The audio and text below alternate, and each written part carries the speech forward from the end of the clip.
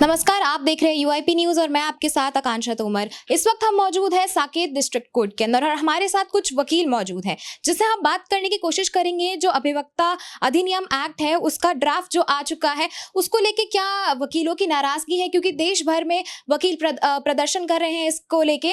तो इससे जानने की हम कोशिश करेंगे, चर्चा करेंगे। आप बताएं, आपका क्या नाम है? मेरा नाम अंकित अग्रवाल है। मैं सबसे पहले आपका और यूआईपी न्यूज़ का धन्यवाद करता हूं। देखिए, नाराज़गी कुछ नहीं होती। ये नाराज़गी, ये शब्द अपने आप में ये अप्रोप्रिएट नहीं है। ये था कि ये देखिए, एक बिल संसद की तरफ से लाया गया, ठीक है। अब कोई भी अगर चीज़ कोई भी संसद के पटल पर रखी जाती है तो उसके पीछे सरकार की एक मानसिकता होती है, ठीक है। लेकिन यहाँ पे वकीलों ने जो उसका मतलब जो प्रोटेस्ट किया, उसके पीछे उनकी भी एक मानसिकता थी। तो यहाँ पे दो धड़े थे, दोनों की डिफरेंट मानसिकता थी। अब यहाँ पर ये क्या था कि अभी तो सरकार ने हमारी सबकी वो जो रिक्वेस्ट थी उसको एक्सेप्ट किया। उसके लिए हम सरकार के बहुत तहे दिल से शुक्रगुजार हैं कि उन्होंने प्रोटेस्ट से पहले अगर हम बिल को समझने की कोशिश करें तो अगर आप ब्रीफ कर पाए उस बारे में तो बहुत अच्छा। हाँ, बिल का मैं वही आपको बता रहा था कि देखिए, इसमें ना कई ऐसे पॉइंट्स थे जो सरकार ने किसी पर्टिकुलर मानसिकता को देख करके किया, लेकिन उनका इम्पैक्ट वकीलों पे हुआ, उसको समर्थन ना करके वकीलों ने अपना पक्ष सरकार के सामने पेश किया।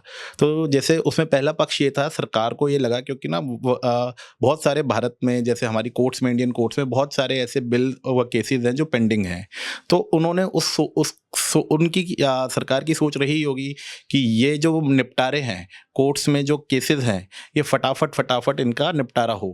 तो इसलिए उन्होंने ये ऐसा डाला होगा कि भाई वकील प्रोटेस्ट ना करें, वकील स्ट्राइक ना करें। अगर वो करते हैं तो वो प्रोफेशनल मिसकंडक्ट्स में आएगा। लेकिन दूसरी तरफ अगर हम वकीलों का पक्ष समझें तो उन्होंने बोला कि ये तो हमारे फंडामेंटल राइट्स हैं, कि क्योंकि एक वकालत एक ऐसी है, लॉ एक ऐसा देता है, हमें एक फ्रीडम देता है कि अगर ऐसा कोई अधिनियम आता है या कोई कानून आता है तो उस पर हम अपना विरोध जता सकते हैं।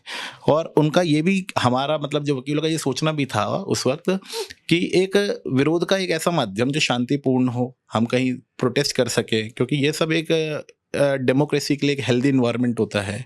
तो इस तरीके के हमारे प्रोटेस्ट पे और हमें स्ट्राइक्स पे अगर इस तरीके के बैन होता है तो ये एज पर अप्रोप्रिएट नहीं है, ये लीगल, ये हमारे अकॉर्डिंग ये नहीं था। तो इस पे जो हमारे जो बार थी, जो हमारे जो अदर्स जो वकील थे, उन्होंने बिल्कुल स्पेसिफिक स्टैंड उसने लिया। मैं इसमें किसी भी पक्ष को ऐसा नहीं कि मैं उनकी कोई कमेंट कर रहा हूँ। यहाँ पे मेरा सिर्फ यही प्रयास है कि सरकार का क्या पक्ष था और वकीलों का क्या पक्ष था। दूसरा उसमें पॉइंट ये था कि अगर कोई केस अगर हार जाता है, जैसे सपोज वकील वैसे अपना पूरा कोशिश करता है कि वो किसी का भी केस परस्यू करे, पूरा डिलीजेंटली करे, लेकिन अगर वो केस हार जाता है तो उसमें ऐसा एक प्रावधान डाला गया कि उसके ऊपर वो जो क्लाइंट है वो केस कर सकता है, उससे कॉस्ट मांग सकता है और उसको खिलाफ ट्रायल चला सकता है। तो इसी चीज़ को लेकर के वकीलों ने बोला कि भैया, we are not performing commercial activity, ये तो एक सोशल एक्टिविटी है। अगर हम कॉस्ट की बात करें तो क्या मिनिमल कॉस्ट मांगी जा रही है या नहीं? ऐसा होता है कि ये डिपेंड्स होता है, लेकिन उसकी जो हायर जो रेंज होती है वो काफ़ी ज़्यादा थी। जैसे मिनिमम आप कुछ भी कर सकते हो, लेकिन वो मैक्सिमम इन लैक्स वो उनसे डिमांड कर सकते थे। तो उसको भी लेकर ये था, क्योंकि ये एक जो सोशल एक्टिविटीज़ में आता है ये। तो अगर हम कोई सोशल काम कर रहे हैं, ज़रूरी नहीं है कि उसमें वकील सक्सेस ही हो, ठीक है। तो उसमें फिर कॉस्ट भी अपनी जेब से देना, तो इसके खिलाफ भी थोड़ा सा वकीलों ने ऑब्जेक्शन किया।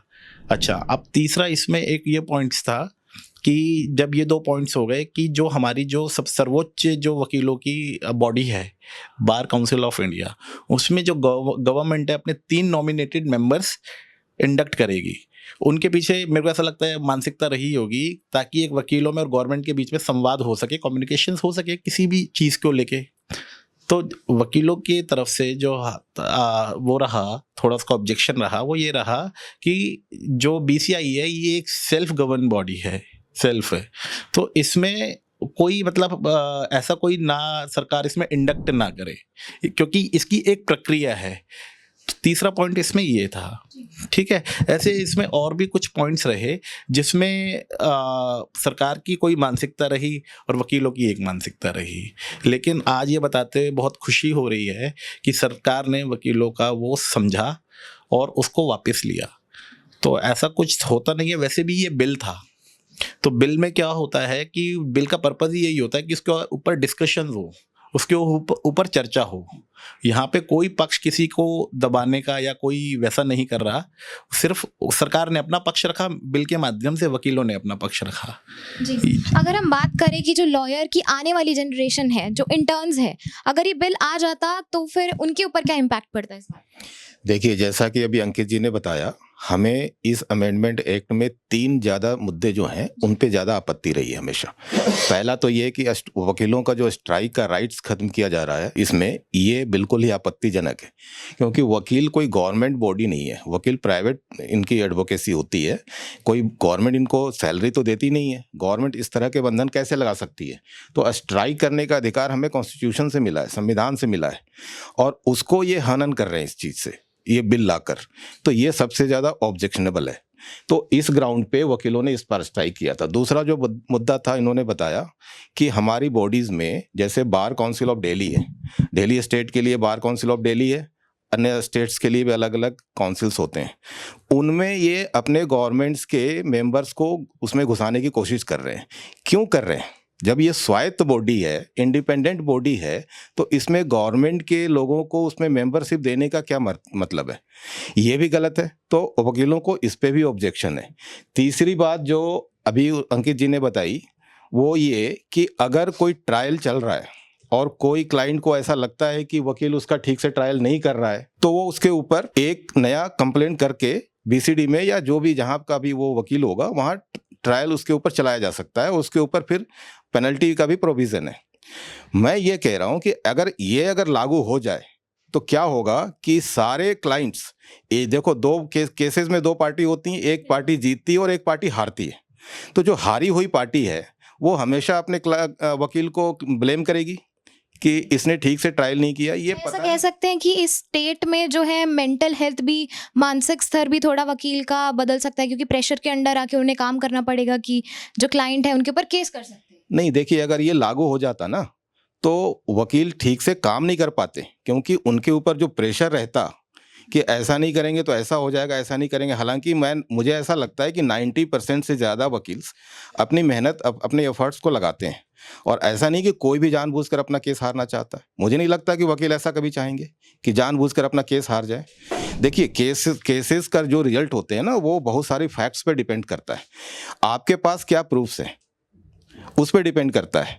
ठीक है, वकील का एक कन्विंसिंग पावर होती है, वो उसको प्रस्तुत करने की एक क्षमता होती है, वो ठीक है, मानता हूं मैं उस चीज़ को।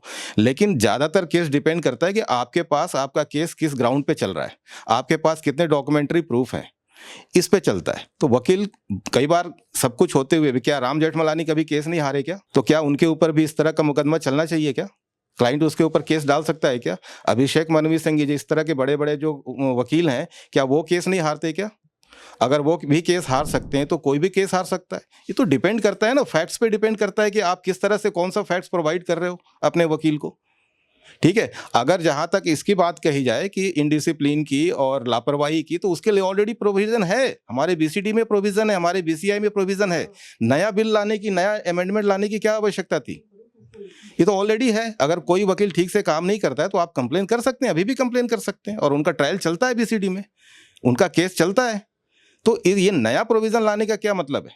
अच्छा, कितनी राहत नजर आ रही है कि ये रुक गया है, बिल आया नहीं है? देखिए, इसको रुकना ही था, क्योंकि जिस तरह का ये बिल था, ये वकीलों को सिर्फ दबाने की कोशिश की जा रही थी। वकीलों ने स्ट्राइक किया, प्रेशर बनाया, तब जाके, अगर ये स्ट्राइक नहीं, हमारे पास राइट नहीं होता, तो हम गलत चीजों को फिर कैसे हम अपोज करते? तो हमारा स्ट्राइक का जो राइट है वो कभी खत्म नहीं किया जा सकता। अभी जैसे कि वकील एकता की बातें कर रहे हैं, आवाज उठाई, बहुत जगह प्रदर्शन हुए, क्या लगता है उसी की वजह से जो है रिजल्ट ऐसा है? देखिए, वो गवर्नमेंट है और यहाँ पे वकील हैं, तो है तो एक ही सिस्टम का पार्ट ही, एक दूसरे के, जैसे कहते हैं ना, we are complementary to each other. ठीक है, हम कोई एक दूसरे के विरोध और धुरे में नहीं, we are not standing against each other.